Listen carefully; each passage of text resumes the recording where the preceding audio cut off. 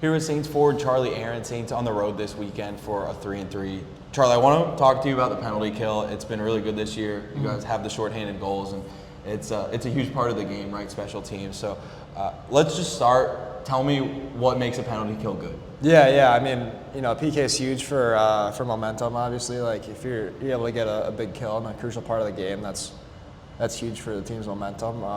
Can spark a lot. It really boils down to just being positionally sound and knowing where to stand, where to have your stick. And then after that, it just comes down to willing to be in the lane and blocking shots and taking one for the team. Penalty kill always starts with a face-off. You've been good with those this year. What goes into winning those draws and just making sure your team can get possession? Yeah. I mean, just a lot of reps. It's same for pretty much anything else. Just we work on that every once in a while around here during skills. Battling out on the dot, and yeah, making sure that you're kind of used to any scenario thrown at you, being able to win draws on both sides of the ice, that kind of thing. Yeah. For the PK, it's obviously the percentage is pretty good. The shorthanded goals have been ridiculous. 4 of them already this season. You have one of those.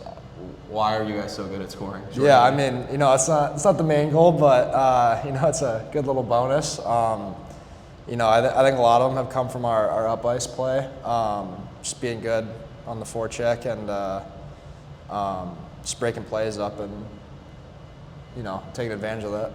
You mentioned being positionally sound on the PK. How do you know where to be at the right time? Yeah. I mean, we do a lot of video. Sam does a great job breaking down clips, and for the most part, it stays the same from game to game. We'll switch up what we're doing just based on the other team's power play, but just a lot of video, a lot of reps in practice. When you do the pre-scout on other teams, you mentioned a lot of it stays the same for the most part.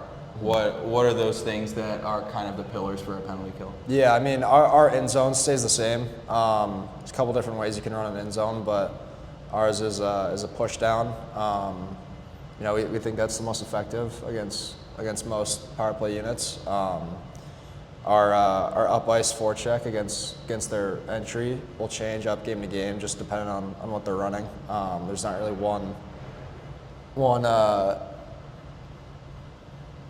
up ice that kind of works against every break-in, so that's what we're changing up. But for the most part, the end zone stays the same. When you're in zone during the PK, what's the most important part of that? Is it just making sure that you're covering the high danger areas? Yeah, just being in the lane, not letting them get any seam passes through. Just being patient, also. Being poised, not getting jumpy and getting out of lanes, and then actually knowing when to jump when you have a chance to trigger on a loose puck and get it clear. Teddy told me he loves blocking shots. How about you? Not so much. I'll eat one, here and there, but not diving head first at the point. Hey, as long as you get the puck out right, don't give up the goal. Lost some teeth last year, though. It was good enough for me. They'll need that again. A lot of trips to the dentist. For a penalty kill, obviously goaltending matters. Tell me about the two you have this year so far. Yeah. I mean, we have an unbelievable tandem back there. I think they have the best percentage in the league here. One of the top ones. Yeah. They've been unreal all year. So it's it gives us a lot of confidence when we can rely on somebody back there to make a save. So that's been awesome. Thanks, Charlie. Yeah.